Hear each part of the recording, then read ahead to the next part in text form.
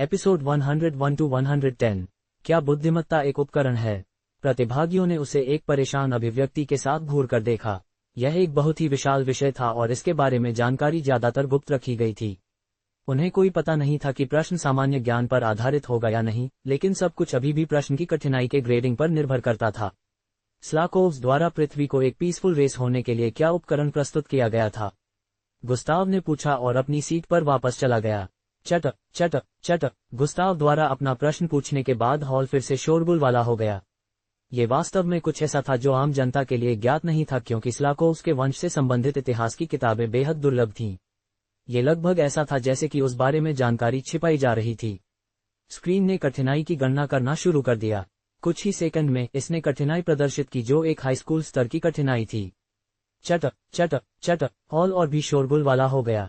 पहले छात्रों का मानना था कि यह हाई स्कूल स्तर से ऊपर होगा, लेकिन अब जब यह प्रदर्शित किया गया था कि यह नहीं था, तो प्रतिभागियों के पास जवाब देने के अलावा कोई विकल्प नहीं होगा। स्टेज पर छोटी फुसफुसाहटें सुनी जा सकती थीं, क्योंकि साथियों ने खुद के बीच चर्चा की कि वे कैसे जवाब देंगे।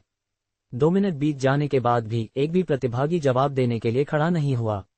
ये वैसा ही है जैसा मैंने सोचा था, वह अन्य विषयों की तुलना में विज्ञान में अच्छी तरह से वाकिफ है। गुस्ताव ने अत्रेया शहर के हाई स्कूल के प्रतिभागियों को एक विचारशील नजर से देखा। उसने पहले उनका प्रतिनिधित्व करने वाले 3 छात्रों का अध्ययन किया था। हॉलैंडर, एजेकील और विवी। तीनों अलग अलग पहलुओं में वर्ष थे जो एक दूसरे के पूरक थे, लेकिन हॉलैंडर एकमात्र व्यक्ति था जिसे गुस्ताव ने महसूस किया कि वह उस पहलू में अधिक जानकार था जिसमें वह वर्ष था जो विज्ञान था। अगर वह एक वैज्ञानिक प्रश्न के साथ आता था तो उसे यकीन था कि हॉलैंडर के पास जवाब देने का 80% मौका था। चूंकि हॉलैंडर एकमात्र व्यक्ति था जिसके बारे में वह वैरी था, उसने एक विषय लाने का फैसला किया जो विज्ञान से संबंधित नहीं था। उनके समूह में लड़की विवी ही एकमात्र ऐसी थी जो वास्तव में इतिहास की बात आती थी तो जानकार थी, लेकिन गुस्ताव को संदेह था कि वह भी इसका जवाब जानती थी। बीप। अंत में एक स्कूल ने बटन पर टैप किया। ब्लैक रॉक स्कूल से एक छात्रा जवाब देने के लिए आगे आए। आइटम का ऐतिहासिक अभिलेखों में उल्लेख नहीं किया गया था, हमें इसे कैसे जानना चाहिए? उसने एक सिकुड़े हुए चेहरे के साथ कहा। सभी ने सोचा कि वह जवाब देने के लिए आई थी, किसी को उम्मीद नहीं थी कि वह वास्तव में प्रश्न के बारे में शिकायत करने के लिए आई थी। उपकरण का बहुत अच्छी तरह से उल्लेख किया गया था। गुस्ताव ने उसे ब्लंटली जवाब दिया। क्या तुम उस प्रश्न का उत्तर भी जानते हो जो तुमने पूछा था? उसने एक डार्क लुक के साथ गुस्ताव की ओर इशारा किया। हम पता लगाएंगे जब तुम सब जवाब देने में विफल हो जाओगे, गुस्ताव ने एक अनबॉदर्ड लुक के साथ जवाब दिया। अरोरा गन्स, वह मंच तर्कों के लिए नहीं है, ये प्रश्नों और उत्तरों के लिए है। यदि आप प्रश्न के उत्तर के बारे में कुछ नहीं जानते हैं तो कृपया अपनी सीट ले लें या आप अयोग्य हो जाएंगे। दूसरी मंच से एक जोरदार आवाज आई।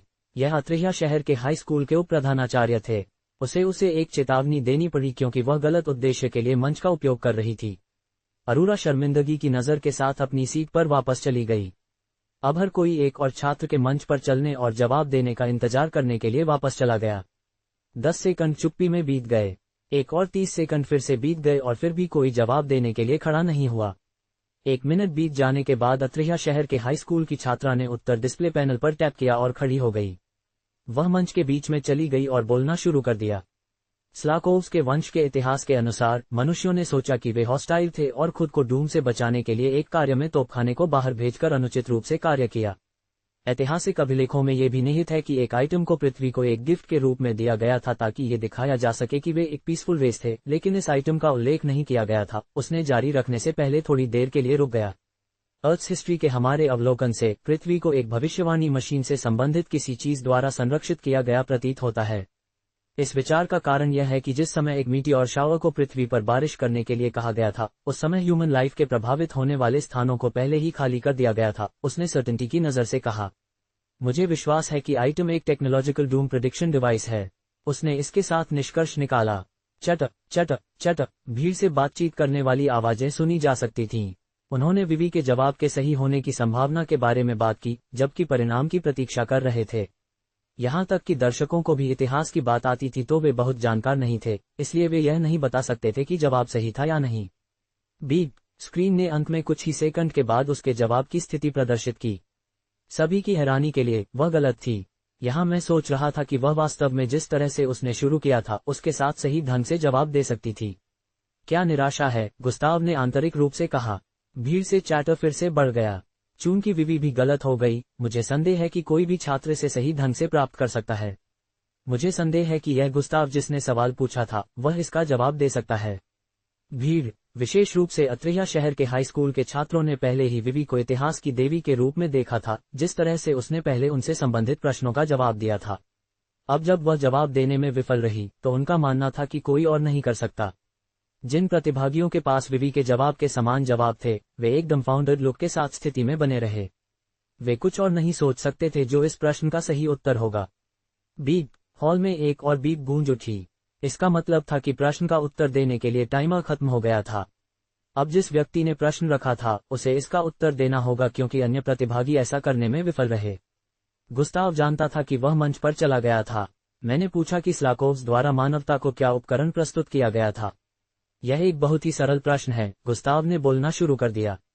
अतीत में जब स्लाकोव्स उतरे तो अराजकता थी, लेकिन स्लाकोव्स ने ह्यूमैनिटी को दो चीजें दी ताकि यह साबित हो सके कि वे एक हॉस्टाइल रेस नहीं थे, इसके बजाय वे पीसफुल थे। गुस्ताव ने जारी रखने से पहले थोड़ी देर के लिए रुक गया। एक हर किसी के लिए अच्छी तरह से जाना जाता है जबकि दूसरा छिपा हुआ है। बुद्धिमत्ता, गुस्ताव ने एक प्रोफाउंड लुक के साथ कहा। चटक चटक चटक। बुद्धिमत्ता जवाब कैसे हो सकती है? क्या वह अभी मेसिंग अराउंड कर रहा है या उसे जवाब नहीं पता? क्या वह प्राप्त उपकरण के रूप में बुद्धिमत्ता का जिक्र कर रहा है? भीड़ ने यह मानने से इनकार कर दिया कि गुस्ताव सही था। गुस्ताव ने उनके शब्दों पर ध्यान नहीं दिया और बोलते रहे। स्पष्ट आरोप, स्लाकोव्स के वंश के ऐतिहासिक अभिलेखों में यह अच्छी तरह से नोट किया गया था कि स्लाकोव्स ने मनुष्यों को एक गिफ्ट के रूप में एक उपकरण दिया था ताकि ये दिखाया जा सके कि वे हॉस्टाइल नहीं थे, लेकिन यह उपकरण प्रकट नहीं हुआ था। लेकिन क्या वह एकमात्र उपकरण था जो स्लाकोव्स ने मनुष्यों के साथ प्रस्तुत किया था? बिल्कुल नहीं। मनुष्यों ने भी मांग की थी कि स्लाकोव्स उनके साथ प्रौद्योगिकी पर अपना ज्ञान और बुद्धिमत्ता साझा करें। अगर उन्होंने साझा नहीं करने का फैसला किया था तो स्लाकोव्स को एक हॉस्टाइल रेस के रूप में देखा गया होगा, इसलिए स्लाकोव्स ने भी मनुष्यों के साथ अपनी बुद्धिमत्ता साझा की। इसका मतलब है, दो उपकरण दिए गए थे, एक अज्ञात है और दूसरा बुद्धिमत्ता है। गुस्ताव हिलना बंद कर दिया और मंच के बीच में खड़ा हो गया। चूंकि मैंने पूछा कि क्या उपकरण दिया गया था और दो उपकरण थे, आपको केवल एक का उल्लेख करने की आवश्यकता थी, गुस्ताव ने एक मामूली मुस्कान के साथ जोड़ा। बीप, स्क्रीन जल गई, ये प्रदर्शित करते हुए कि गुस्ताव ने प्रश्न का सही उत्तर दिया था। चुप्पी, भीड़ एक बार फिर अवाक रह गई। गुस्ताव ने व्यवहारिक रूप से उनके दिमाग के साथ खेला था। ये सार्वजनिक ज्ञान था कि आज तकनीकी उन्नति स्लाकोव्स के कारण थी, लेकिन जब इस तरह का एक प्रश्न पूछा गया था तो पहली चीज जो दिमाग में आती थी वह आइटम थी जिसे मनुष्यों को गिफ्ट के रूप में प्रस्तुत किया गया था। कोई भी उस बुद्धिमत्ता के बारे में नहीं सोचेगा जिसे साझा किया गया था। यहाँ तक कि प्रधानाचार्य भी हैरान थे जब उन्होंने ये सुना। उन्हें इस तरह के जवाब की उम्मीद नहीं थी क्योंकि वे जानते थे कि उस आइटम के बारे में जानकारी बहुत अच्छी तरह से गार्डेड थी। उन्होंने सोचा कि गुस्ताव भी प्रधानाचार्य एरविन सहित प्रश्न को मिस करने जा रहा था। इस बच्चे, मैंने सोचा कि उसने ये प्रश्न पूछा था ताकि हर कोई विफल हो सके और 5 अंक खो जाएंगे। कौन जानता था कि वह हर किसी पर इस तरह का दिमाग ट्विस्ट करेगा। प्रधानाचार्य एरविन के पास आश्चर्य की नजर थी।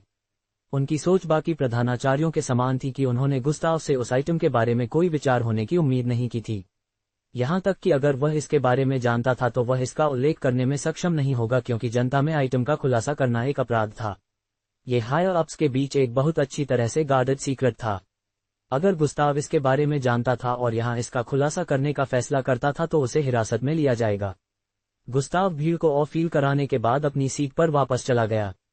एंगी ने अपनी सीट क्षेत्र से गुस्ताव के लिए चीयर किया। घटना की शुरुआत से वह उसके लिए चीयर करने वाली एकमात्र थी। उसके सहपाठियों ने उसे एक अजीब नजर से घूर कर देखा, ये सोचकर कि वह किस तरफ रूटिंग कर रही थी और वह किसी ऐसे व्यक्ति के लिए चीयर क्यों कर रही थी जिसने पूरे समय में एक भी प्रश्न का उत्तर नहीं दिया, लेकिन वह उनकी घूरने के बारे में चिंतित नहीं थी। स्कूल में केवल उसके करीबी दोस्तों ने उसे गुस्ताव के बारे में बात करते सुना था, लेकिन जब उसने पहले आधे में एक भी प्रश्न का उत्तर नहीं दिया तो वे प्रभावित नहीं हुए। अब वे समझना शुरू कर रहे थे कि एंगी उसके साथ इतना इन्फैचुएटेड क्यों थी। गुस्ताव भीड़ के ऑस्ट्रिकन फेसेस के बीच अपनी सीट पर वापस चला गया। हमें मूर्ख बनाया गया था। प्रतिभागी ठीक से प्रश्न को डिसाइफर नहीं करने के लिए खुद को दोष दे सकते थे। घटना शुरू हुई और अगले स्कूल से एक प्रतिभागी मंच पर आया। जब प्रश्न फिर से पूछा गया और स्क्रीन पर ग्रेडेड किया गया तो बीपिंग ध्वनि तुरंत सुनी गई। इस बार बहुत सारे छात्रों ने एक ही समय में उत्तर बटन पर टैप किया। कम से कम दर्शकों ने इसे ऐसे ही देखा, लेकिन स्क्रीन ने गुस्ताव को एक बार फिर से उत्तर डिस्प्ले बटन पर टैप करने वाले पहले व्यक्ति के रूप में दिखाया। गुस्ताव ने प्रश्न का सही उत्तर दिया, जिससे अकेलन अकेडमी में अतिरिक्त 5 अंक जुड़ गए। जैसे जैसे घटना जारी रही, प्रतिभागियों और दर्शकों के चेहरे शौक से औ में और औ से डिसबिलीफ में बदल गए। गुस्ताव को हमेशा उत्तर बटन पर टैप करने वाले पहले व्यक्ति के रूप में प्रदर्शित किया जाएगा। प्रतिभागी सोचना शुरू कर रहे थे कि इसे रिग्ड किया गया था क्योंकि उन्होंने भी प्रश्न को ग्रेडेड करने के तुरंत बाद बटन पर टैप किया था। अत्रेया शहर के हाई स्कूल के प्रतिभागी जानबूझकर प्रश्न को ग्रेडेड होने से पहले पैनल की ओर अपनी उंगली को बाहर खींच लेंगे ताकि वे जल्दी से उस पर टैप कर सकें, लेकिन इसके साथ भी वे गुस्ताव को अभी भी टैप करने वाले पहले व्यक्ति के रूप में प्रदर्शित करेंगे। इसके कारण गुस्ताव ने अकेलन अकेडमी के लिए अंक बनाना जारी रखा, जिससे वे रैंकिंग पर चढ़ गए। गुस्ताव ने एक के बाद एक प्रश्न का सही उत्तर देना जारी रखा। 17वें प्रश्न का उत्तर देने के बाद विवी इसे और नहीं ले सकी। वह एक इंसेंस्ड लुक के साथ खड़ी हो गई और अकेलन अकेडमी पर चीटिंग का आरोप लगाया। जब हम सभी ने एक ही समय में टैप किया तो वह कैसे टैप करने वाला पहला व्यक्ति हो सकता है? उसने बोलते हुए गुस्ताव की ओर इशारा किया।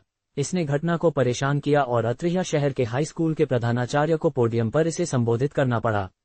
विवी, अपनी सीट ले लो और बेसलेस एक्यूजेशंस को फेंकना बंद करो, अत्रेया शहर के हाई स्कूल के प्रधानाचार्य ने कहा। क्या प्रधानाचार्य डक, ये स्पष्ट है कि वह चीटिंग कर रहा है, विवी ने गुस्ताव को एक एंग्विश लुक के साथ घूरते हुए चिल्लाया। गुस्ताव ने केवल एक शांत नजर के साथ उसे घूर कर देखा। कृपया अपनी सीट ले लें ताकि आप खुद को और शर्मिंदा न करें, प्रधानाचार्य डक का जवाब उन्हें डम्फाउंडेड कर गया। उन्हें यह जवाब होने की उम्मीद नहीं थी। प्रधानाचार्य डक, इसका क्या मतलब है? आपका छात्र मेरे की प्रतिष्ठा को टार्निशिंग करने की कोशिश कर रहा है, प्रधानाचार्य एरविन ने पीछे से आवाज उठाई। आपका छात्र चीटिंग कर रहा है, विवी ने चिल्लाया। विवी, शांत हो जाओ, प्रधानाचार्य डक को उसे खुले तौर पर डांटना पड़ा, इससे पहले कि वह चुप हो गई। वह मुड़ गया और प्रधानाचार्य एरविन से माफी मांगी, इससे पहले कि उसने स्क्रीन को पिछले प्रश्न और उत्तर सत्रों को फिर से चलाने के लिए कहा। बड़ी स्क्रीन पर फुटेजेस प्रदर्शित किए गए थे जब पिछले प्रश्नों को ग्रेडेड किया गया था। इसने स्लो मोशन में फुटेज प्रदर्शित किया। सभी प्रतिभागी अपनी उंगलियों को उत्तर बटन में टैप करने के लिए आगे बढ़ा रहे थे, लेकिन इससे पहले कि उनमें से कोई भी इसे छू सकता था, गुस्ताव की उंगली पहले ही संपर्क बना चुकी होगी। उसकी उंगली एक ब्लर की तरह थी जो अन्य प्रतिभागियों की तुलना में तेज गति से आगे बढ़ रही थी। छात्रों ने पहले इसका ध्यान नहीं दिया क्योंकि सभी प्रतिभागी बटन पर टैप करने में बहुत तेज थे। वे सोच रहे थे, सभी प्रतिभागियों ने एक ही समय में संपर्क बनाया था, लेकिन अब उन्हें एहसास हुआ कि वे कितने गलत थे। विवी ने शर्मिंदगी की एक लहर महसूस की जिसने उसे घेर लिया। विवी, गुस्ताव से अब माफी मांगो, प्रधानाचार्य डक ने आज्ञा दी। विवी शर्मीली होकर अकेलन अकेडमी की बैठने की स्थिति की ओर चली गई और गुस्ताव के सामने थोड़ा झुक गई। मुझे गलत तरीके से आप पर आरोप लगाने के लिए खेद है, उसने माफी मांगी। उसे ऐसा लगा जैसे उसे पहली बार अपने प्रश्न का उत्तर देने में विफल होने के बाद उसके चेहरे पर एक और स्लैप मिला था। गुस्ताव ने उसे सिर हिलाकर जवाब दिया। उसके बाद वह अपनी सीट पर लौट आए और घटना जारी रही। पूरा हॉल अभी भी औ में था क्योंकि उन्हें गुस्ताव के कारनामों से समय और फिर से गलत साबित किया गया था।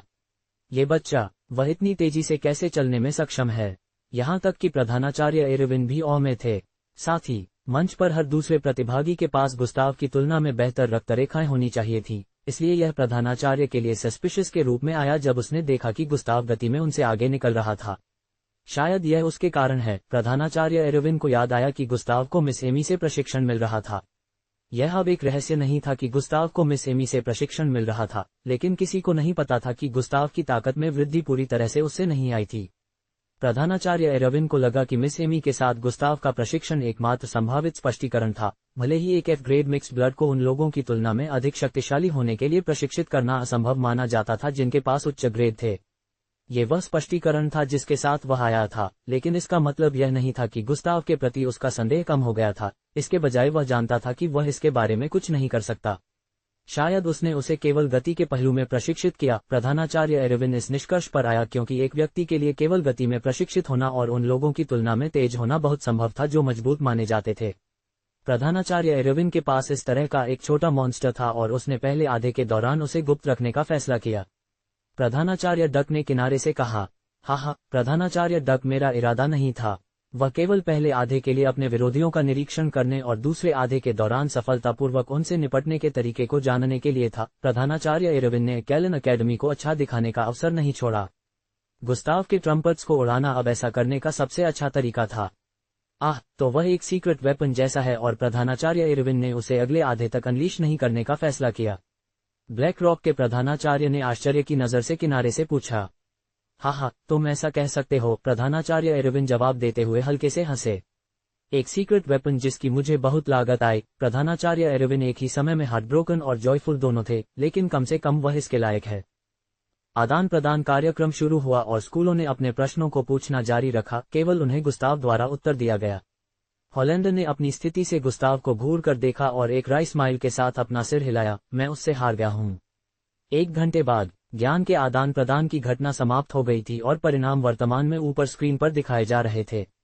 अकेलन अकेडमी 190 अंक, अत्रिया शहर का हाई स्कूल 90 अंक, चेरिल हाई स्कूल 35 अंक, ब्रायर बुलेट हाई स्कूल 30 अंक, ब्लैक रॉक स्कूल 30 अंक, ईगल विंग स्कूल 25 अंक, एसेंशन अकेडमी 20 अंक, साल्वेशन अकेडमी 10 अंक, माउंट ईव हाई 5 अंक, कैलेड्रिस ईवा हाई 5 अंक, रिफ्लेक्शन अकेडमी 5 अंक, रोज हाई स्कूल 5 अंक। अकेलन अकेडमी ने ज्ञान के आदान प्रदान की घटना में पहला स्थान लिया। पहले और दूसरे स्थान के बीच अंकों में अंतर विशाल था। ये वास्तव में अकेलन अकेडमी के लिए एक उत्कृष्ट जीत थी। घटना समाप्त होने के बाद पूरा हॉल जयकार में इरप्टेड हो गया। जयकार ज्यादातर अकेलन अकेडमी के छात्रों से थे। भले ही उनमें से बहुत से लोग अभी भी गुस्ताव को उसकी रक्तरेखा के कारण एक लोअर लाइफ फॉर्म मानते थे, लेकिन उन्हें यह स्वीकार करना पड़ा कि यह उसके बिना संभव नहीं होता। ज्ञान के आदान प्रदान की घटना इस तरह समाप्त हो गई और छात्रों को कल के ड्यूअल के लिए आराम करने के लिए होटल वापस ले जाया गया। ये पहले ही घोषित किया जा चुका था कि कल अत्रिया शहर के हाई स्कूल के प्रशिक्षण मैदान में स्कूलों के बीच ड्यूअल्स होने जा रहे थे। सभी स्कूल प्रत्येक 7 छात्रों के साथ भाग लेंगे। कुछ घंटों बाद गुस्ताव प्रधानाचार्य और कुछ शिक्षकों के साथ बातचीत करने के बाद अपने कमरे में जा रहा था। हे, यह अब 10 लाख से अधिक है।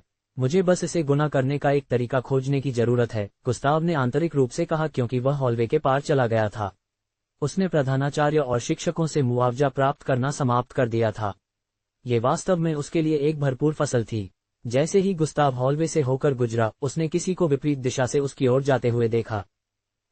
तुम यहाँ क्या कर रही हो? गुस्ताव ने एक मेनेसिंग लुक के साथ पूछा, जब उसने पता लगाया कि व्यक्ति कौन था।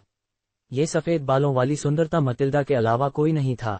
जब वह गुस्ताव के सामने पहुंची तो उसने अपनी गति को रोक दिया। गुस्ताव अपने कमरे के दरवाजे के सामने चला गया और उसे घूरते हुए उसके सामने खड़ा हो गया। तुम क्या चाहती हो? गुस्ताव ने फिर से पूछा। ठीक है, पहले, आज अच्छा काम किया, अगर तुम कदम नहीं उठाते तो हम हार जाते, उसने एक मुस्कान के साथ गुस्ताव की प्रशंसा की। तुम वास्तव में क्या चाहती हो मतिल्डा? झाड़ी के चारों ओर बीट करना बंद करो। मैं जानता हूं कि तुम दूसरों की परवाह करने वाले प्रकार की नहीं हो, गुस्ताव ने एक इंटेंस ग्लेयर के साथ कहा। आउच, ये चोट लगी, मतिल्डा ने एक राई स्माइल के साथ मर्मर किया, लेकिन शायद तुम सही हो, मतिल्डा ने एक सीरियस गेज के साथ जवाब दिया। जब तुम उस तरह का जीवन जीते हो जो मैं करती हूं तो तुम को इग्नोर करने लगते हो। इससे पहले कि मतिल्डा अपना वाक्य पूरा कर पाती, गुस्ताव ने उसे बाधित कर दिया। मुझे परवाह नहीं है, जो कुछ भी तुम कहने जा रहे हो उसे अपने तक रखो। इस बिंदु पर गुस्ताव का स्वर और बोलने का तरीका बहुत अनकैरिंग लग रहा था। यह ऐसी ठंडक के साथ लेस था कि मतिल्डा को चिल्स महसूस हुआ, खासकर जिस तरह से उसने उसे घूर कर देखा। बस मुझे बताओ कि तुम क्या चाहते हो? तुम मेरे मामले में क्यों हो? गुस्ताव ने उसके करीब जाते हुए पूछा। मैं चाहती हूं कि हम एक सौदा करें, मतिल्डा ने गुस्ताव के करीब जाते हुए कहा।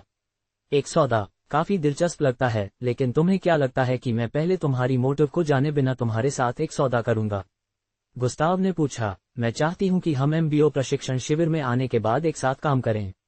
मैं चाहती हूं कि हम अकम्प्लिसेस बने, मतिल्डा ने अंत में राज खोला। एक साथ काम करें? तुम्हें क्या लगता है कि मैं परीक्षा पास करूंगा और शिविर में जाऊंगा? भले ही मैंने किया, तुम कचरे के साथ काम क्यों करना चाहोगे? गुस्ताव ने सक्सेशंस में पूछा।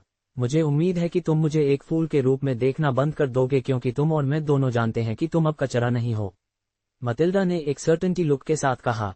मुझे नहीं पता कि हाल ही में तुम्हारे साथ क्या हुआ, लेकिन मैं कह सकता हूं कि तुम वही नहीं हो जो तुम हुआ करते थे। उसने जोड़ा। मुझे नहीं पता कि तुम क्या कर रहे हो, तुम्हें शिविर के भीतर एक अकम्प्लिस की आवश्यकता क्यों होगी? गुस्ताव ने एक सस्पिशियस गेज के साथ पूछा। तुम उन बड़ी फैमिलीज की जानकारी को समझ नहीं सकते जो प्राप्त होती हैं। अगर हम साथी बन जाते हैं तो मैं तुम्हें सब कुछ समझाऊंगी। यह अंत में एक विन विन होने जा रहा है, मतिल्डा ने जवाब दिया। तुम मेरे बारे में ऐसे विचार कहां से प्राप्त कर रहे हो कि मैं तुम्हारा अकम्प्लिस बनने के लायक हूं? गुस्ताव ने एक सस्पिशियस गेज के साथ सवाल किया। रक्तरेखाएं? तुम साइट #47 में स्पेसक्राफ्ट के हमले से बच गए, तुमने बाजार में हमारे दौरे के दौरान मेरे ध्यान दिए बिना मेरा पक्ष छोड़ दिया और तुम्हारी पर्सनालिटी ने एक कंप्लीट 180 डिग्रीज टर्न लिया। गुस्ताव, ये ठीक है अगर तुम इस तथ्य को छिपाना चाहते हो कि तुम अब अलग हो, लेकिन कृपया मेरे साथ एक फूल की तरह व्यवहार करना बंद करो। मैं तुम्हें पहले ही बता चुकी हूँ कि मुझे क्या चाहिए। अगर हम एक साथ काम करते हैं तो हम वास्तव में एक दूसरे के साथी होने से बहुत सारे फायदे प्राप्त कर सकते हैं। मेरे अनुरोध पर विचार करें। मतिल्डा की व्याख्या ने गुस्ताव को एक कंटेम्पलेटिव एक्सप्रेशन के साथ छोड़ दिया। अब जब उसने अपने इरादों का खुलासा किया था तो उसके प्रति गुस्ताव का संदेह कम हो गया था। अगर वह साफ नहीं आई होती तो गुस्ताव उसे कभी कोई मौका नहीं देता।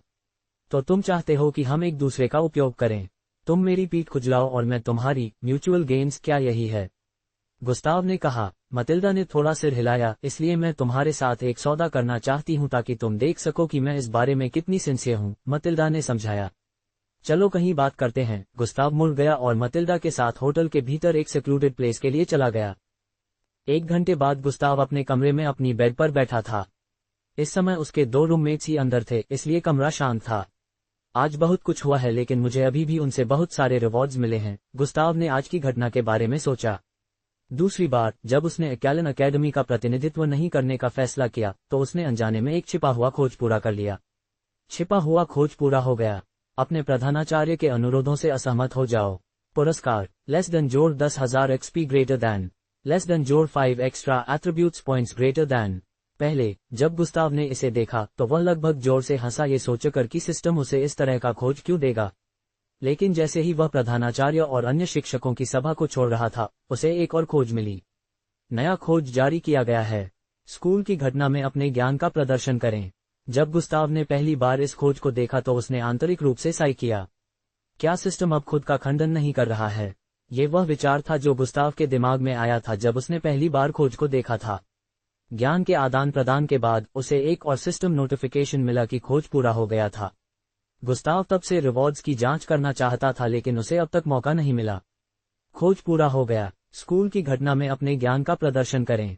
पुरस्कार लेस देन जोड़ 10,000 XP greater than less than जोड़ 1 सभी stats greater than less than सभी कौशल और क्षमताओं का स्तर ऊपर greater than less than genetic transformation रक्तरेखा का स्तर ऊपर ग्रेटर दैन।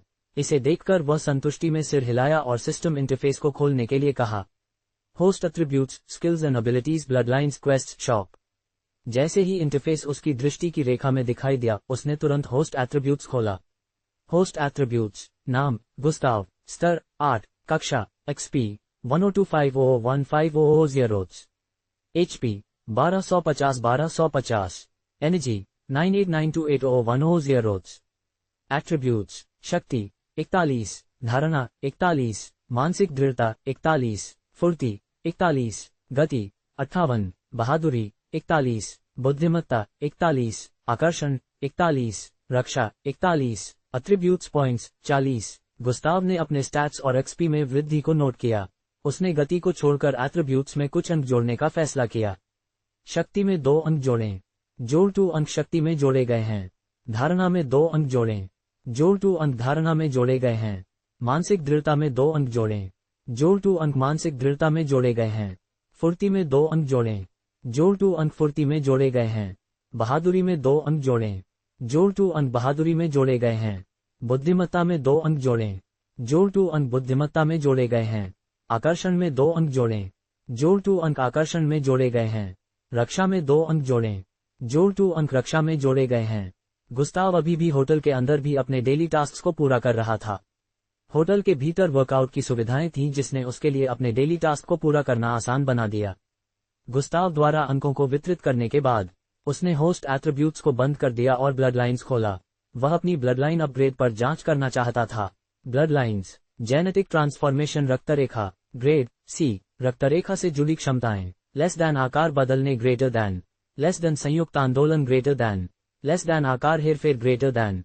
जोड़ जोड़ जोड़ जोड़ जोड़ जोड़ जोड़ जोड़ जोड़ जोड़ जोड़ जोड़ जोड़ जोड़ जोड़ जोड़।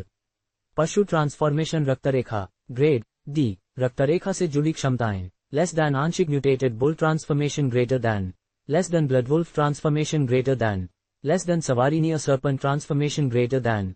जोड़ जोड़ जोड़ जोड़ जोड़ जोड़ जोड़ जोड़ जोड़ जोड़ जोड़ जोड़ जोड़ जोड़ जोड़ जोड़। परमाणु हेरफेर रक्तरेखा ग्रेड D, रक्तरेखा से जुड़ी क्षमताएं, लेस देन परमाणु संरचनाओं का विघटन ग्रेटर देन। जोड़ जोड़ जोड़ जोड़ जोड़ जोड़ जोड़ जोड़ जोड़ जोड़ जोड़ जोड़ जोड़ जोड़ जोड़ जोड़ जोड़।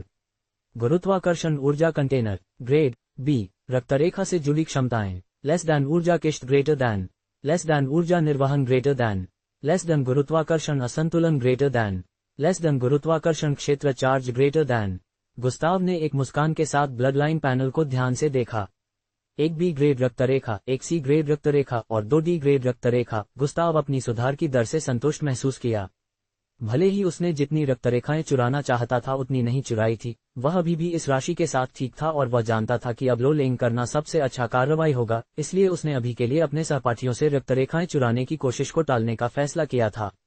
वह उन 2 रक्तरेखाओं को कंबाइनिंग करने से मिली रक्तरेखा से भी संतुष्ट था, भले ही वह इसे पूरी तरह से नियंत्रित करने में सक्षम नहीं था। शक्ति वास्तव में उतनी ही खतरनाक थी जितना कि सिस्टम ने उसे बताया था। 2 हफ्ते पहले पहली बार ऊर्जा किश्त का उपयोग करने के बाद उसने अपने चारों ओर 7 ब्लॉकों की विद्युत ऊर्जा को अवशोषित कर लिया। इस वजह से अगले 2 दिनों तक सड़कें बिजली से बाहर थीं।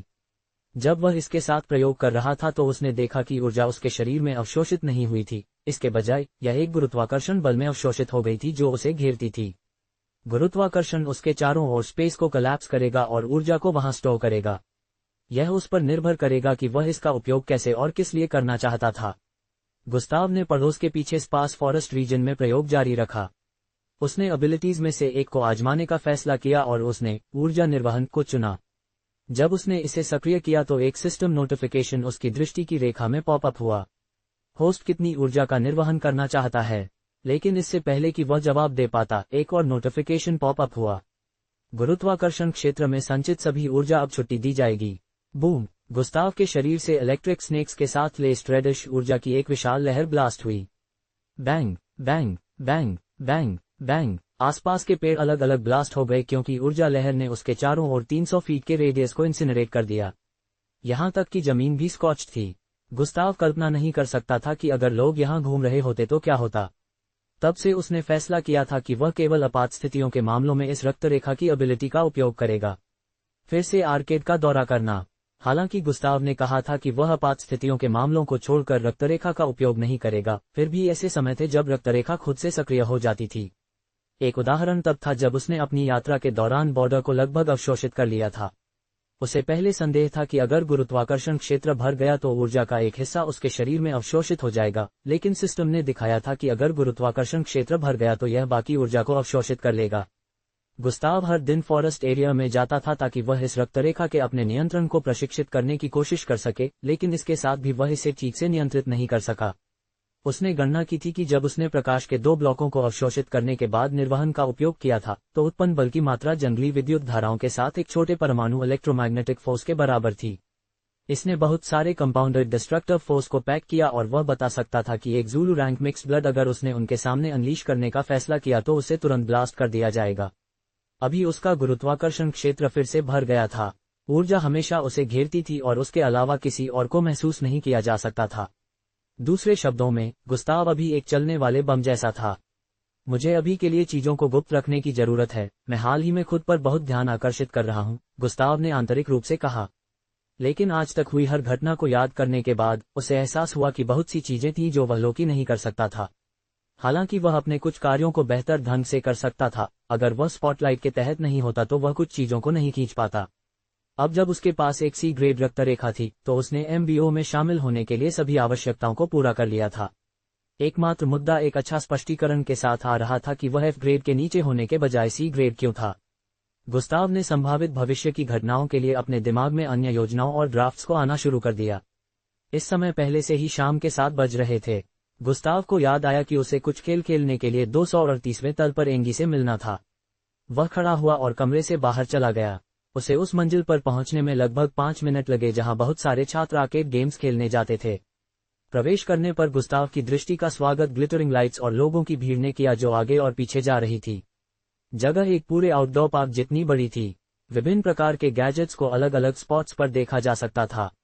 Shooting games, parkour games, virtual reality, casino bets, etc. खेलने के लिए स्पॉट्स थे। इस वजह से यह मंजिल हमेशा व्यस्त रहती थी। गुस्ताव, एक स्त्री आवाज ने उसे आगे से बुलाया। यह एक सफेद और हरे रंग के गाउन में एक लड़की थी जिसमें एक एथलेटिक फिगर था। उसका एक सुंदर और गर्म चेहरा था, चांदी और गुलाबी कंधे लंबाई के बालों के साथ। दो छोटे हॉर्न्स उसके माथे से बाहर निकल गए और उसके चेहरे पर हल्का मेकअप लगाया गया जिससे वह विशेष रूप से डार्लिंग लग रही थी। तुम आए, एंगी ने कहा जब वह गुस्ताव के सामने पहुंची। हाँ, मैं क्यों नहीं आऊंगा? गुस्ताव ने उसे चेक आउट करते हुए भ्रमित लुक के साथ पूछा। वह सब ड्रेस्ड अप क्यों है? गुस्ताव ने सोचा। एंगी जिस तरह से अपने गेट अप के साथ इतनी गॉर्जस लग रही थी, उससे वह अस्टॉनिश था। वह केवल कुछ सादे ट्राउजर्स और एक नीली जैकेट पहने हुए था, इसलिए वह लोगों की भीड़ के बीच किसी भी तरह से चिपका नहीं था। ही, मैंने सोचा था कि तुम मुझे डिच कर दोगे, एंगी ने अपने टेंडर फेस पर एक मुस्कान के साथ कहा। मैं तुम्हें क्यों डिच करूंगा, एंगी? गुस्ताव ने एक भ्रमित एक्सप्रेशन के साथ पूछा क्योंकि वे एक साथ चले गए। ठीक है, तुम हमेशा मुझसे बचते हो क्योंकि मैं इतनी बौद्ध हूं और तुम उस नजर को अपने चेहरे से कभी नहीं हटाते हो, एंगी ने एक एम्बैरेसमेंट लुक के साथ कहा। क्या नजर? गुस्ताव ने एक भ्रमित एक्सप्रेशन के साथ।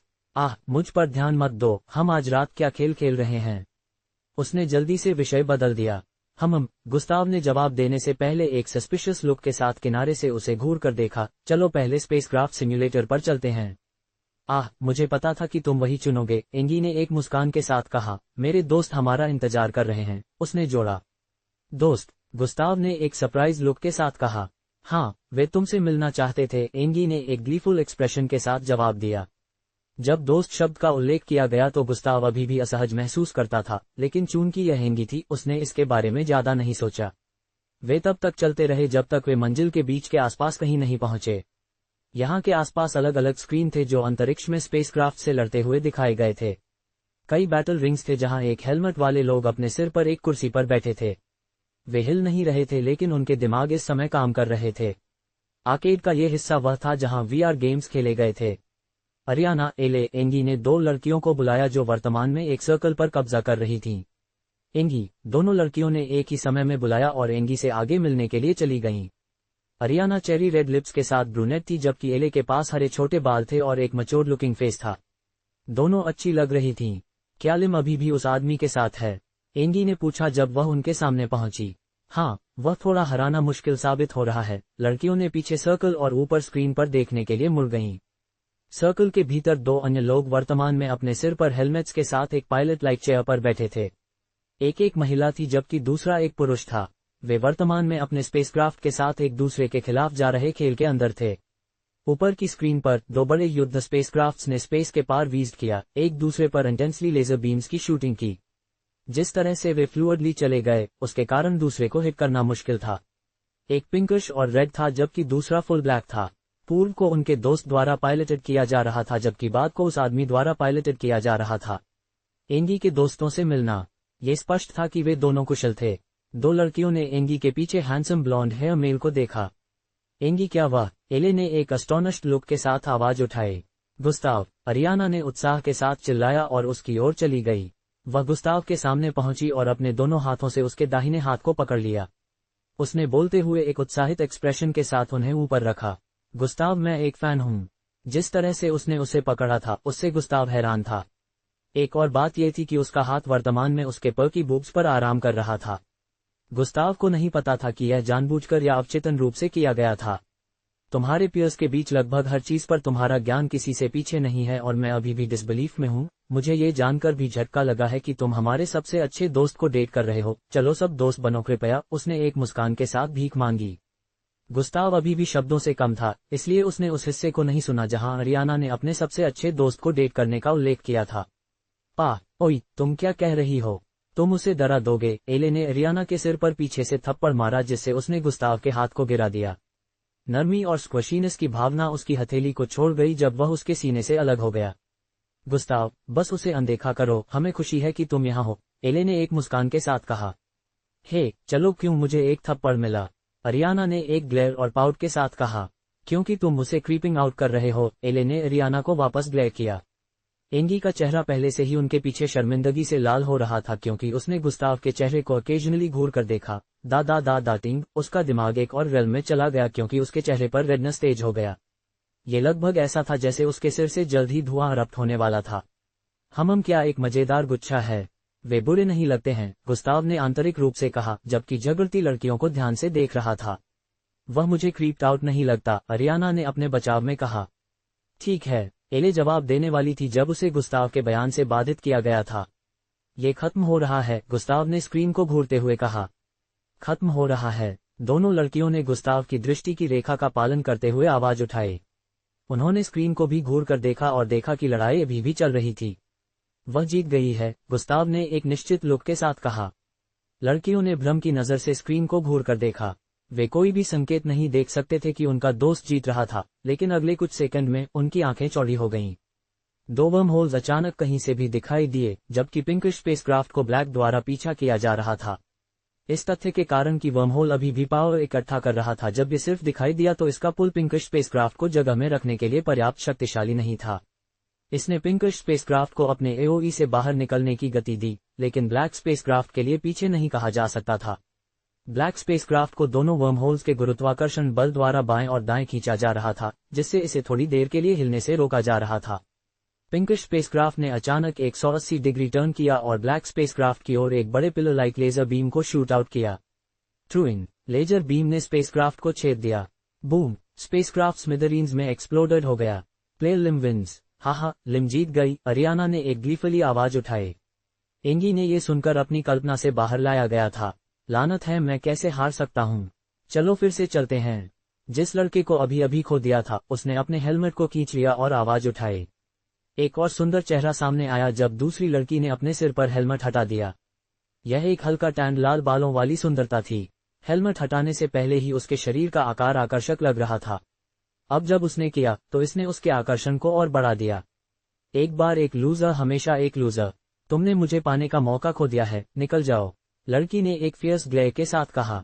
लेकिन मैं, लड़का रिटॉर्ट करना चाहता था, लेकिन उसकी फियर्स गेज ने उसे डर में फ्लिंच बैक कर दिया। वह उस मैनर में उसे घूर कर देखती रही जब तक वह मुड़ नहीं गया और चला नहीं गया।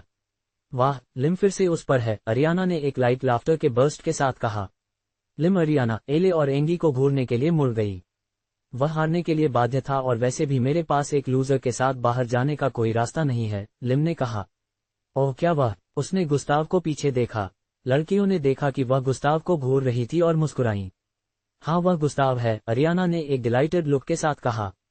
लिम अपनी सीट से खड़ी हो गई और उनकी ओर चली गई। लिम ने आश्चर्य की नजर के साथ प्रतिक्रिया दी और एंगी को घूरने के लिए मुड़ गई। वह क्यूट है, क्या मैं उसे ले सकती हूँ, लिम ने एक स्मर्क के साथ कहा। यहाँ तक कि गुस्ताव भी अचानक बयान से हैरान था। क्या लड़कियां ऐसे काम करती हैं? वह लड़कियों से बात करने के लिए इस्तेमाल नहीं किया गया था, इसलिए उसे कोई पता नहीं था कि उसे कैसे जवाब देना चाहिए। एंगी श्रीक्ड और लिम और गुस्ताव के बीच में खड़े होने के लिए किनारे की ओर चली गई। हाँ मैं सिर्फ मजाक कर रही हूँ, लिम ने कहा और खड़ी हो गई। शायद जल्द ही एक और चैलेंजर होगा, लिम ने जोड़ा। हाँ, ये सब तुम्हारी गलती है, आखिरकार तुम ऐसी चीज की घोषणा क्यों करोगे, एले ने साई करते हुए कहा। लिम ने हाल ही में एक चुनौती जारी की। जो कोई भी उसे इस खेल में हराने में सक्षम था, उसे डेट करने का मौका दिया जाएगा। तब से हर स्कूल के लड़के उसे चुनौती देने के लिए आ रहे थे। मैंने ऐसी घोषणा की क्योंकि कोई भी मुझे हरा नहीं सकता, लिम ने बोल्डनेस के साथ कहा। जब से उसने चुनौती जारी की थी, एक भी व्यक्ति उसे जीतने में सक्षम नहीं था। जब उन्होंने ये सुना तो तीनों लड़कियों ने साई किया। आखिरकार लिम बहुत प्राइडफुल थी। हे गुस्ताव, मैंने सुना है कि तुम इसे खेलने में अच्छे हो, लिम ने गुस्ताव की ओर चलते हुए कहा। मैं सिर्फ एक बिगिनर हूँ, गुस्ताव ने एक डिसमिसिव लुक के साथ जवाब दिया। ओह एक बिगिनर, एंगी ने कहा कि तुम कल यहाँ काफी छात्रों को हराते हो। हम एक गो के बारे में कैसे? उसने गुस्ताव की आंखों में घूरते हुए प्रस्ताव रखा। मैं अभी भी तुम्हारी तुलना में एक बिगिनर हूँ, इसलिए तुम मेरे साथ खेलने में केवल समय बर्बाद करोगे। मुझे हारने का आश्वासन दिया जाता है, गुस्ताव ने उसे कैजुअली जवाब दिया। तुम हारने से कुछ भी नहीं खोओगे, लेकिन अगर तुम मुझे हराते हो तो तुम्हें मुझे डेट करने का मौका मिलेगा, उसने विंक करते हुए कहा। हे लिम, व्यवहार करो, वह एंगी का क्रश। अरियाना को अपने शब्दों को पूरा करने का मौका नहीं मिला, इससे पहले कि एले ने उसके मुंह को ढंक दिया। ठीक है, चलो खेलते हैं। मुझे आखिरकार एक प्रो प्लेयर से कुछ टिप्स की आवश्यकता हो सकती है, गुस्ताव ने एक मुस्कान के साथ कहा। एंगी के चेहरे पर यह सुनकर एक वरीड लुक था। चिंता मत करो, वह हार जाएगा, लिम ने एंगी को घूरते हुए कहा।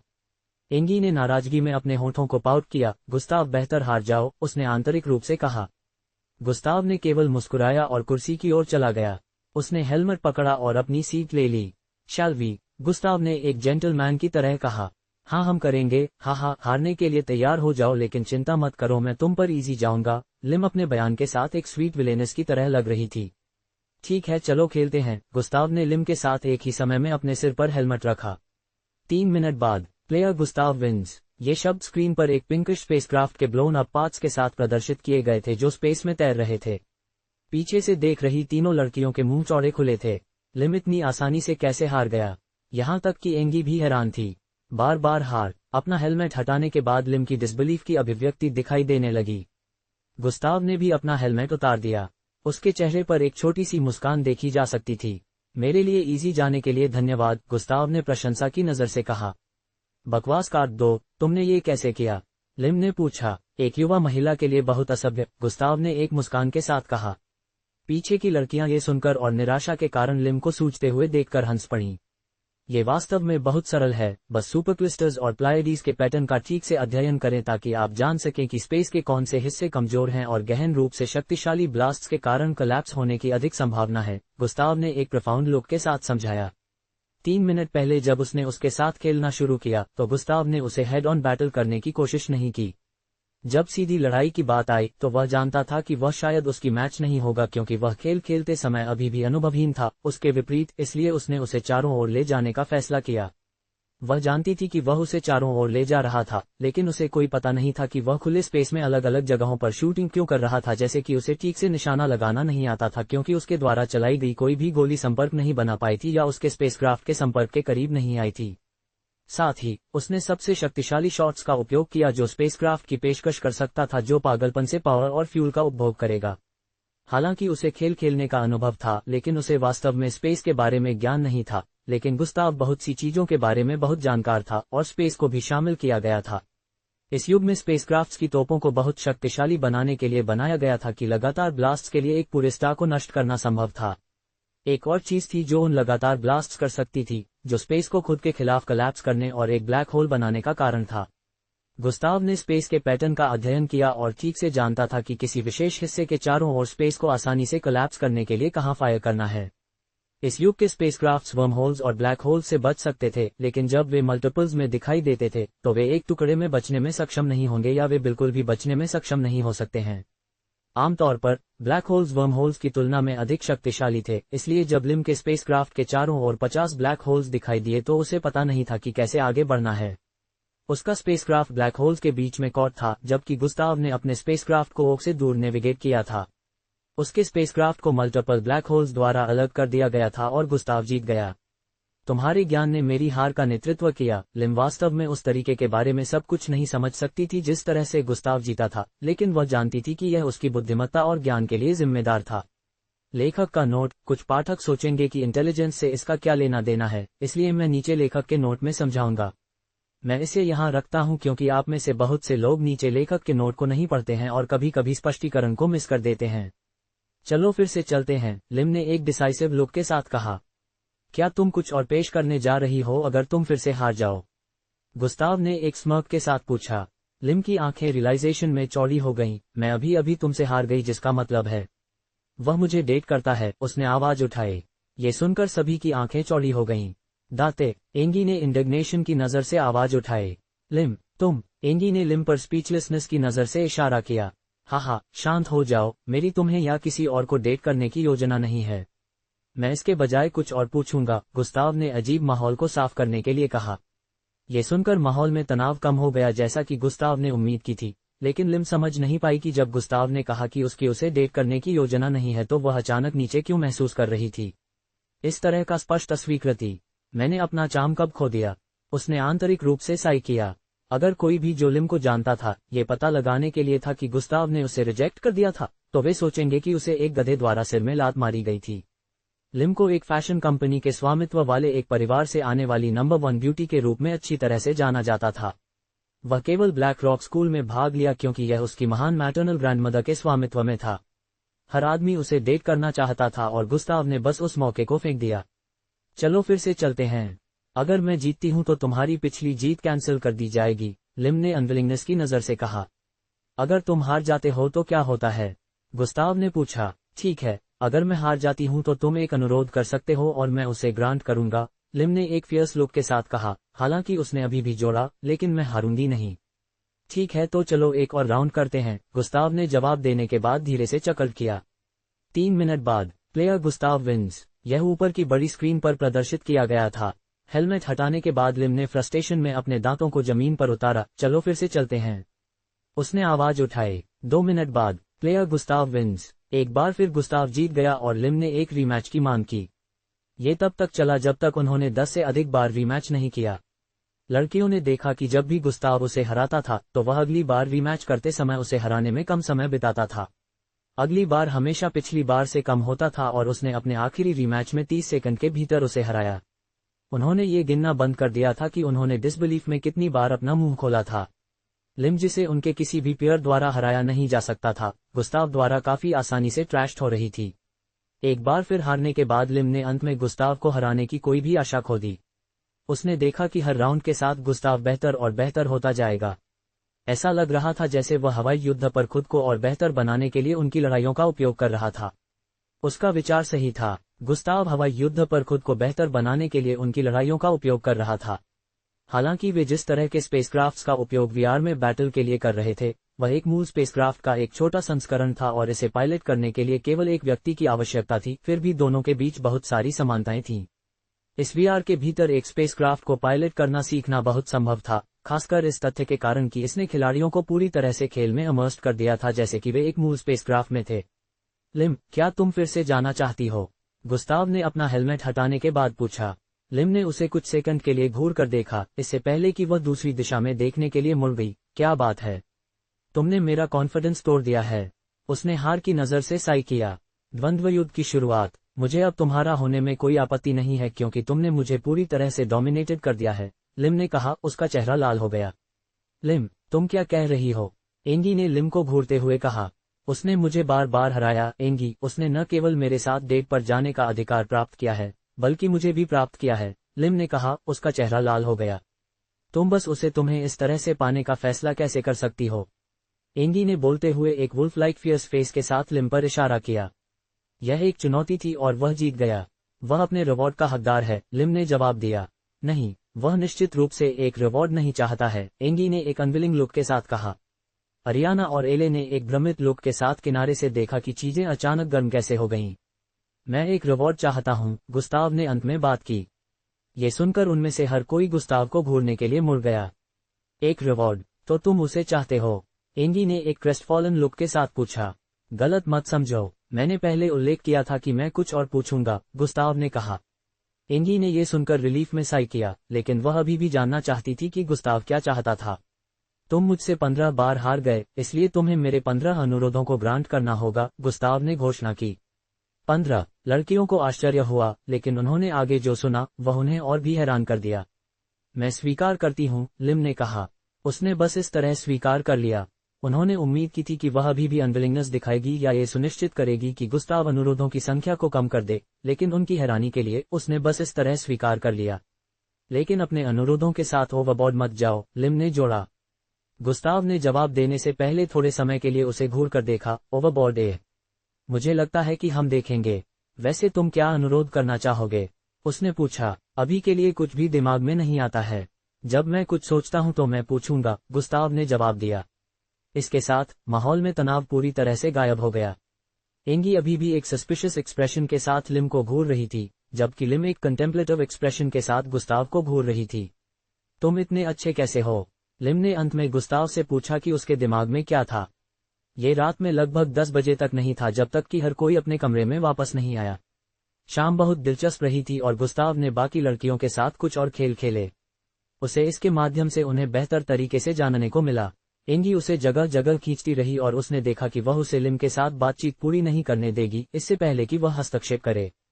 फिर भी वह लड़कियों की पृष्ठभूमि का पता लगाने में सक्षम था। एले, जो विचार और लुक के मामले में सबसे मैच्योर लड़की थी, एक प्रसिद्ध इंटरनेशनल मूवी डायरेक्टर की बेटी थी। अरियाना, जो प्लेफुल वन थी, मार्शल आर्टिस्ट्स के एक वेल ऑफ फैमिली से थी। जैसा कि पहले उल्लेख किया गया था, लिम एक बहुत ही प्रतिष्ठित परिवार से थी और वह तीनों में से फियर्सेस्ट थी। एंगी ही एकमात्र ऐसी थी जिसकी पारिवारिक पृष्ठभूमि वास्तव में इस समूह में फिट नहीं थी, फिर भी वे चारों सबसे अच्छे दोस्त थे। उन्होंने कभी भी पारिवारिक पृष्ठभूमि की परवाह नहीं की, उन्होंने हमेशा एक दूसरे की परवाह की और उनकी रक्षा की। गुस्ताव अब समझ गया था कि एंगी उसकी तरह टेंटेड क्यों नहीं थी। वह अब समझ गया था कि वह इनोसेंट और केयरिंग क्यों रहने में सक्षम थी। ये सब उसके दोस्तों के समूह के लिए जिम्मेदार था जो हमेशा उसकी पीठ देखते थे। किसी के लिए उसे बुली करना और स्कॉट फ्री जाना असंभव होगा क्योंकि उसके पास दोस्त थे जिन पर वह भरोसा कर सकती थी। उसने सोचा कि क्या वह भी केयरिंग रहा होता अगर उसके पास दोस्त होते जो उसके लिए खड़े होते और उसकी पीठ होती जैसा कि उनके पास था। एक तरफ वह थोड़ा कन्फ्लिक्टेड था, जबकि दूसरी तरफ वह खुश था कि वह इस तरह बन गया क्योंकि उसे लगा कि एंगी बस बहुत नाइव थी। ऐसा कोई रास्ता नहीं था कि ऐसे दोस्त हर बार उसकी रक्षा करने के लिए होंगे। गुस्ताव को चिंता थी कि अगर वह इस तरह रहती है और दुनिया द्वारा टूट जाती है तो वह अब की तुलना में बदतर हो सकती है। उसे लगा कि वह शायद पूरी तरह से डार्क और हार्टलेस हो जाएगी क्योंकि कोई भी जो बेहद अच्छा और केयरिंग था उसमें बेहद ईवल, विशियस और इनह्यूमेन होने की क्षमता थी।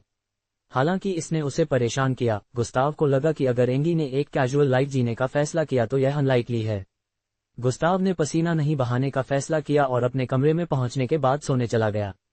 अगली सुबह हर कोई उपयुक्त समय पर जाग गया था और अपनी सभी आवश्यक मॉर्निंग रूटीन्स कर ली थी। आज आदान प्रदान कार्यक्रम का तीसरा दिन था। छात्रों को ड्यूअल के लिए फिर से अत्रिया शहर के हाई स्कूल ले जाया गया। जब वे वहां पहुंचे, जैसा कि उम्मीद थी, उन्हें स्कूल में तीसरे ट्रेनिंग ग्राउंड में ले जाया गया। ट्रेनिंग ग्राउंड एक स्टेडियम जैसा था जिसमें स्पेक्टेटर्स सीटें थीं और बैटल ग्राउंड बीच में था। ट्रेनिंग ग्राउंड और एक स्टेडियम के बीच का अंतर यह था कि यह कम से कम 7 गुना बड़ा था। इसे इतना बड़ा बनाया गया था ताकि मिक्स्ड ब्लड से रेजिडुअल अटैक्स गलती से दर्शकों के साथ संपर्क नहीं करेंगे। हर किसी के आने के कुछ मिनट बाद भाग लेने वाले छात्रों को बैटल ग्राउंड में बुलाया गया। ड्यूअल टीमों में होगा, एक टीम जिसमें प्रत्येक स्कूल का प्रतिनिधित्व करने वाले 7 छात्र शामिल होंगे। बैटल ग्राउंड पर कुछ आयताकार ग्लोइंग आउटलाइंस थे। बैटल ग्राउंड पर आयताकार ग्लोइंग आउटलाइंस एक दूसरे से कई 100 फीट दूर स्पेस थे और उनमें से 6 तक थे। नियमों के अनुसार 2 स्कूल अपनी टीमों के साथ एक आयताकार आउटलाइंस के अंदर बैटल करेंगे। एक आयताकार आउटलाइंस के अंदर एक स्कूल के साथ छात्र दूसरों के खिलाफ। अगर उन्हें रेक्टेंगल से बाहर फेंक दिया गया तो एक व्यक्ति को डिस्क्वालीफाइड कर दिया जाएगा। छात्रों को अलग अलग रंगों के टाइट बॉडी सूट्स में लेस्ड किया गया था। अकेलन एकेडमी के साथ छात्रों को रेड बॉडी सूट्स में लेस्ड किया गया था जो दर्शाते थे कि वे किस टीम से संबंधित थे। हर स्कूल के प्रतिभागी उनके पास थे। प्रधानाचार्य ने उन स्कूलों की घोषणा करना शुरू कर दिया जो एक दूसरे के खिलाफ जा रहे थे। हर स्कूल एक ही समय में दूसरे के साथ ड्यूलिंग करेगा। यही कारण था कि कई आयताकार रिंग्स थे ताकि हर स्कूल का मैच एक ही समय में हो। अत्रिया शहर का हाई स्कूल बनाम चेरिल हाई स्कूल। उनके दोनों प्रतिभागियों को रिंग सी पर हेड करना चाहिए। तुम्हारा ड्यूअल वहां हो रहा होगा, प्रधानाचार्य डक ने घोषणा की। ब्लैक रॉक स्कूल बनाम रोज हाई, रिंग डी के लिए हेड। प्रधानाचार्य डक ने घोषणा करना जारी रखा। अकेलन एकेडमी बनाम रिडेम्पशन हाई, कप्तान बनाम कप्तान, अकेलन एकेडमी बनाम रिडेम्पशन हाई। प्रधानाचार्य डक ने घोषणा की, सभी प्रतिभागियों को कृपया रिंग ए में जाना चाहिए। जब प्रधानाचार्य डक ने अकेलन एकेडमी का उल्लेख किया तो पूरा ट्रेनिंग ग्राउंड नॉइजिया हो गया। सभी को याद आया कि कल गुस्ताव ने ज्ञान के आदान प्रदान पर कैसे डोमिनेटेड किया था और उम्मीद थी कि कोई भी ऐसा नहीं होगा जो उस तरह से ड्यूलिंग सेशन पर डोमिनेट करेगा। वे वास्तव में परेशान नहीं थे क्योंकि ज्ञान का आदान प्रदान अपने ब्लड लाइन्स का उपयोग करके ब्लोज का आदान प्रदान करने से बहुत अलग था और ज्ञान पर आधारित नहीं था, इसके बजाय ताकत पर आधारित था। हालांकि वे अभी भी इस बात पर नजर रख रहे थे कि अकेलन एकेडमी आज कैसे प्रदर्शन करने जा रही थी। ये सब गुस्ताव के कारण था जो कल की जीत के कारण अकेलन की एकेडमी के सिर पर बहुत मूल्य डाल रहा था। एसेंशियन एकेडमी बनाम ईगल विंग्स हाई, प्रतिभागियों को कृपया रिंग एफ पर जाना चाहिए, प्रधानाचार्य डक ने एक बार फिर घोषणा की। बाकी स्कूलों और उनके विरोधियों की घोषणा करने से पहले उसे लगभग 1 और मिनट लगा। इस समय सभी बैटल रिंग्स प्रतिभागियों से भरे हुए थे। रिंग ट्रेनिंग ग्राउंड के साउथ वेस्ट कॉर्नर पर था। ये वह जगह थी जहां अकेलन एकेडमी और रिडेम्पशन हाई आमने सामने थे। 7 प्रतिभागी एक दूसरे के विपरीत खड़े थे, बाईं ओर लाल बॉडी सूट्स और दाईं ओर पीले बॉडी सूट्स। प्रधानाचार्य डक ने नियमों की घोषणा करना शुरू कर दिया और उनके अनुसार इंजरीज की अनुमति थी। प्रतिभागियों को रिंग से बाहर भेजे जाने या इंजरी से बाहर निकलने से डिस्क्वालीफाइड किया जा सकता था। सिवियर इंजरीज को ठीक करने के प्रभारी शिक्षक स्टैंडी पर थे। इसके अलावा अगर एक शिक्षक एक हमले को बहुत शक्तिशाली मानता था और महसूस करता था कि यह इररिवर्सिबल हार्म या इंस्टेंट डेथ का कारण बन सकता है, तो वे हमले को प्रतिभागी के साथ संपर्क बनाने से रोकने के लिए कदम उठा सकते थे। अगर उन्होंने ऐसा किया तो जिस प्रतिभागी के लिए हमला किया गया था उसे डिस्क्वालीफाइड कर दिया जाएगा, लेकिन वे केवल तभी कदम उठाएंगे जब वे निश्चित थे कि प्रतिभागी हमले को ब्लॉक या सर्वाइव नहीं कर सकता। बेशक, कहा गया प्रतिभागी के बेहोश हो जाने के बाद एक प्रतिभागी पर हमला करना, मारने या अधिक इंजरीज का कारण बनने के प्रयास में डिस्क्वालिफिकेशन लाएगा। सभी प्रतिभागी ज़ूलू रैंक में आ गए थे, इसलिए कोई भी वास्तव में यह भविष्यवाणी नहीं कर सकता था कि ड्यूअल कैसे निकलेगा क्योंकि कोई भी मिक्स्ड ब्लड रैंक में उससे कम नहीं था। नियमों की पूरी तरह से घोषणा करने के बाद प्रधानाचार्य ने स्कूल में डिफेंस टीचर्स को बैटल का मॉडरेशन छोड़ दिया। प्रतिभागियों ने बैटल फॉर्मेशन का उपयोग करने के बाद एक बैटल स्टांस ले लिया था, जिसे उन्हें प्रभावी बैटलिंग के लिए खुद को ठीक से स्थिति में लाने के लिए प्रशिक्षित किया गया था। एक बार जब बैटल शुरू होने के लिए गो अहेड दिया गया तो प्रतिभागियों ने अपने विरोधियों की ओर विगर के साथ डैश किया। Bam bam bam bam bam bam. जब प्रतिभागियों ने एक दूसरे के साथ क्लैश किया तो हवा में कलिजन्स की आवाजें बजीं। विभिन्न प्रकार के हमले बाहर भेजे गए, जिससे पूरे ट्रेनिंग ग्राउंड को क्योटिक बना दिया गया। Cheers cheers cheers cheers. जाओ टॉम, उस अर्चिन को हराओ। देवी असीरी, हाँ उरार का उसे विद दो। दर्शकों की सीट में छात्रों ने अपने फेवरेट्स के लिए चीयर किया क्योंकि बैटल शुरू हुआ। अकेलन अकेडमी की तरफ कप्तान एंड्रू रिडेम्पशन हाई के कप्तान के खिलाफ जा रहा था। उन दोनों के पास बी ग्रेड ब्लड लाइन्स थे और वे भी अपनी एबिलिटीज का उपयोग करने में कुशल थे, इसलिए यह वास्तव में एक फियर्स बैटल में बदल रहा था। अन्य अकेलन अकेडमी के प्रतिभागियों ने रिडेम्पशन हाई के प्रतिभागियों के साथ क्लैश किया।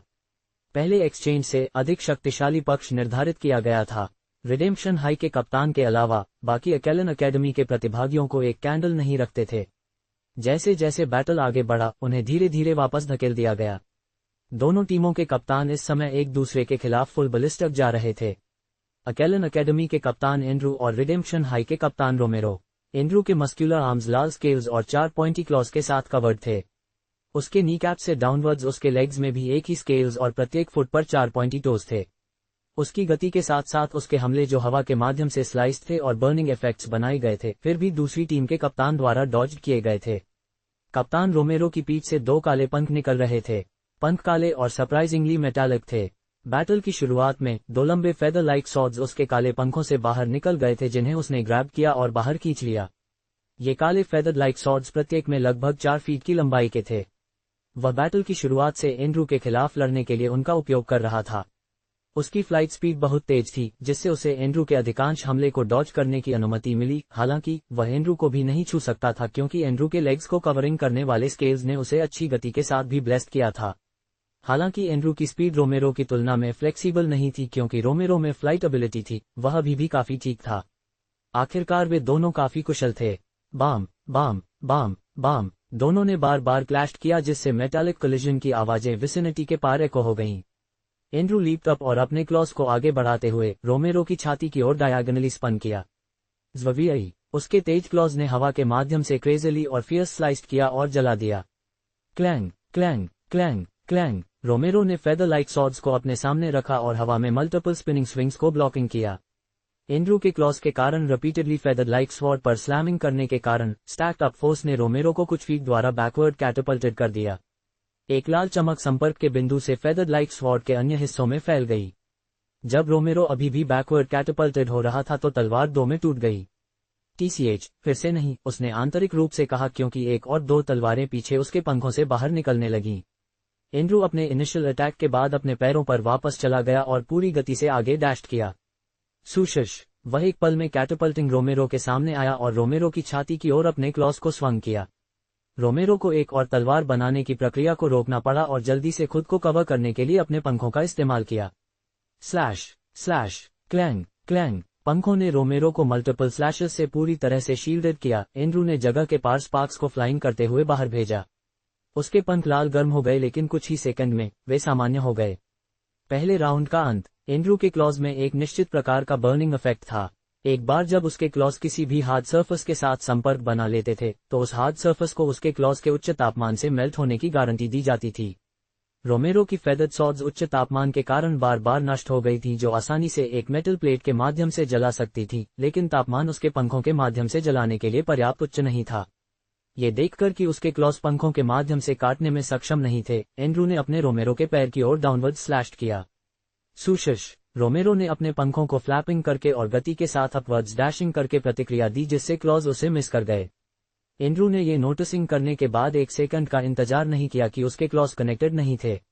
वह तुरंत अपवर्ड्स लीप किया। फूश, उसका शरीर हवा के पार चला गया, कुछ ही सेकंड में 5 मीटर से अधिक की ऊंचाई को पार कर गया। जब वह हवा के बीच में रोमेरो के साथ कैचिंग अप कर रहा था तो उसने नीचे से फिर से स्लैश्ड आउट किया। इस समय रोमेरो ने फेदर्ड सॉर्ड्स को फिर से बनाना समाप्त कर दिया था और एंड्रू के साथ क्लैश करने के लिए उन्हें अपने पंखों से बाहर खींच लिया था। ब्लेम, तलवार और क्लॉस क्लैश कर गए जैसे ही उन्होंने जमीन के ऊपर 12 मीटर के निशान को पार किया। बाम, ये देखकर कि उसका हमला ब्लॉक था, उसने कई बार स्लैश आउट किया, लेकिन रोमेरो ने भी एंड्रू के क्लॉस पर रिपीटेडली स्विंगिंग करके हमलों को वापस कर दिया। Bam slash, bam slash, bam slash, bam. गुरुत्वाकर्षण के नियम ने उसे डाउनवर्ड्स खींचना शुरू करने से पहले एंड्रू अभी भी हवा के बीच में कुछ और बार स्लैश आउट करने में सक्षम था। जैसे ही वह नीचे उतरा, रोमेरो ने अपने पंखों को फिर से फ्लैपिंग किया और अपनी डिसेंट का पालन किया, जबकि अपने बाएं हाथ में फेदर्ड सॉर्ड्स को स्विंगिंग करते हुए बाहर निकला। तलवार गहन गति के साथ एंड्रू की गर्दन के लिए हेडेड थी। यह जमीन पर बंद होने पर उसकी गर्दन के साथ संपर्क बनाने से केवल कुछ इंच था। एंड्रू ने तलवार को ब्लॉक करने के लिए अपनी दाहिनी बांह उठाई और अपनी बाईं बांह को भी बाहर फेंक दिया। स्लैश स्क्री। रोमेरो की तलवार एंड्रू की दाहिनी बांह में 3 इंच गहरी कट गई, जबकि एंड्रू के बाएं हाथ ने रोमेरो की छाती के पार 3 लंबी स्लैशेस काट दी। बैंग। वे दोनों अपने बॉडीज ब्लीडिंग के साथ जमीन पर उतरे। एंड्रू अपनी पीठ पर उतरा, जबकि रोमेरो अपने सामने उतरा। वे दोनों तुरंत उस मैनर में उतरने के बाद अपने पैरों पर वापस कूद गए और फिर से एक दूसरे की ओर डैश किया। ऐसा लग रहा था जैसे उन्हें उस तरीके से कोई दर्द महसूस नहीं हुआ था जिस तरह से वे खड़े हुए थे और फिर से एक दूसरे की ओर डैश किया था। उनके बॉडीज प्रोफ्यूसली ब्लीडिंग थे। जब वे फिर से एक दूसरे के साथ संपर्क बनाने से कई इंच दूर थे तो दाहिने तरफ से अचानक एक ब्लू बीम दिखाई दिया। बाम। ये रोमेरो की तरफ स्लैम किया जिससे उसके पूरे शरीर को साइड की ओर कई 100 फीट कैटपल्टेड कर दिया गया। उसके पंखों ने रिफ्लेक्स एक्शन के कारण बीम के एक हिस्से को ब्लॉक कर दिया था, लेकिन बाकी शक्ति उसे फ्लाइंग भेजने के लिए अभी भी पर्याप्त थी। वह कुछ और सेकंड के लिए साइड की ओर फ्लाइंग करने के बाद खुद को स्टेबलाइज्ड किया, जबकि उसके नाक से खून लीक हो गया। उसने हमले के सोर्स को चेकआउट करते हुए जमीन के ऊपर हवर्ड किया। लाइट से बनी एक ब्लू कैनन बैटल रिंग के बाईं ओर खड़ी थी। पहले गोली मार दी गई हमला उसकी ब्लाइंड स्पॉट से आया था। वह एंड्रू के साथ अपनी बैटल पर फोकसिंग कर रहा था, इसलिए उसने इसे बहुत देर होने तक नहीं देखा। एक लंबी ब्लू हेड ब्यूटी कैनन पर बैठी थी जो वर्तमान में उस पर पॉइंटिंग कर रही थी। तुमने नहीं सोचा था कि मैं यहाँ एकमात्र शक्तिशाली मिक्स्ड ब्लड था, क्या तुम? एंड्रू ने एक मजबूत आवाज के साथ कहा। यहाँ तक कि तुम्हारे इम्पेनेट्रेबल पंख भी उसकी कैनन्स को तुम्हें रिपिंग अपार्ट करने से रोकने में सक्षम नहीं होंगे, एंड्रू ने रोमेरो की ओर फिर से डैशिंग से पहले कहा। रोमेरो ने सोचा कि उसके टीममेट्स में से एक पहले ही डिस्क्वालिफाइड हो गया था, जो उसके वर्तमान प्रेडिकमेंट का कारण था। टॉय। एक और बीम बाहर शॉट किया क्योंकि वह भी आगे डैश किया। सुशश। अब जब वह उनके बारे में जानता था तो वह आसानी से बीम्स को डॉज करने में सक्षम था। स्वूश। टॉय। सुशश। टॉय। उसने हवा के पार उड़ते हुए कई बार कैनन को डॉज किया, इससे पहले कि वह एंड्रू के सामने आया। एक और बैटल शुरू हुआ, लेकिन रोमेरो पहले की तरह प्रभावी ढंग से लड़ने में सक्षम नहीं था। उसे डेडली बीम्स को डॉज करना होगा जो किसी कारण से एंड्रू को हर्ट नहीं कर सकते थे, भले ही उसने उसके शरीर के साथ संपर्क बनाया हो। इसने रोमेरो को अटैक से डिफेंस में जाने के लिए मजबूर कर दिया। Bang bang bang bang bang. बार बार ब्लोज का ट्रेडिंग करने के बाद एंड्रू के हमलों में से एक अंत में रोमेरो के शरीर से कनेक्टेड हो गया, उसे बैक ब्लो कर दिया, लेकिन इससे पहले कि रोमेरो खुद को स्टेबलाइज कर पाता, जब वह अभी भी हवा के बीच में था तो ब्लू बीम ने उस पर फिर से स्लैम किया। बैंग। उसे एक बार फिर से बाईं ओर कैटपल्टेड कर दिया गया जबकि खून बाहर थूक रहा था। उसका शरीर अभी भी हवा के बीच में स्पाइरलिंग कर रहा था जब उसने अपने दाहिने तरफ से अचानक एक मॉन्स्ट्रस लुकिंग ग्रीन फुट को देखा और फोर्सफुली आगे किक किया। लार्ज फुट ने इंटेंसिटी के साथ उसकी रिब्स में स्लैम किया। स्प्लट। उसने खून का एक माउथफुल बाहर थूका क्योंकि उसका रिबकेज कोलैप्स हो गया था, उसके शरीर को दाहिनी ओर फ्लाइंग भेजा गया था। एक और एक। रोमेरो की आंखें वर्तमान में उसके चेहरे के साथ स्पिनिंग कर रही थीं जो दर्द का एक्सप्रेशन दिखा रही थी, फिर भी वह अभी भी साइड पर खड़े एक बल्कि लुकिंग बीस्ट को ग्रीन स्किन के साथ एनालाइज करने में सक्षम था। मेरे टीममेट्स में से एक और हार गया है, रोमेरो ने आंतरिक रूप से कहा क्योंकि उसने अपने पंखों को फ्लैपिंग किया जिससे उसका शरीर अचानक गति के साथ असेंड हो गया। सुशश। बूम। जब वह 20 मीटर की ऊंचाई पर पहुंचा तो उसके चारों ओर एक लाउड एक्सप्लोजन ने हवा को रॉक कर दिया और उसके द्वारा बनाया गया मजबूत ब्लास्ट उसे टम्बलिंग डाउन भेज दिया। बैंग। यहां तक कि जब उसका शरीर जमीन पर स्लैम किया तो उसे अभी भी नहीं पता था कि उसे क्या मारा गया था। रोमेरो भी अनजान था कि इस समय उसके सभी टीममेट्स रिंग से बाहर किक्ड आउट हो गए थे और वह एकमात्र था जो बचा था। अभी यह 7 बनाम 1 था। रोमेरो केवल कुछ और सेकंड के लिए पकड़ने में सक्षम था, इससे पहले कि उसे भी डाइवर्स इंजरीज से भरे एक बैटर्ड बॉडी के साथ रिंग से बाहर क्रैशिंग भेजा गया था। रिडेम्पशन हाई के सभी टीममेट्स को रिंग से एविक्टेड कर दिया गया है। अकेलन अकेडमी जीतता है। एक लाउड वॉइस जिसने रिडेम्पशन हाई की हार और अकेलन अकेडमी की जीत की घोषणा की, ट्रेनिंग ग्राउंड के पार रिवर्बरेटेड हो गया। Cheers, cheers, cheers. छात्रों ने चीयर्स में इरप्टेड किया। अकेलन अकेडमी अपने विरोधियों को हराने वाला पहला था, लेकिन कुछ मिनटों के बाद अन्य स्कूल भी फिनिशिंग अप शुरू कर रहे थे। अत्रेया शहर का हाई स्कूल जीतता है।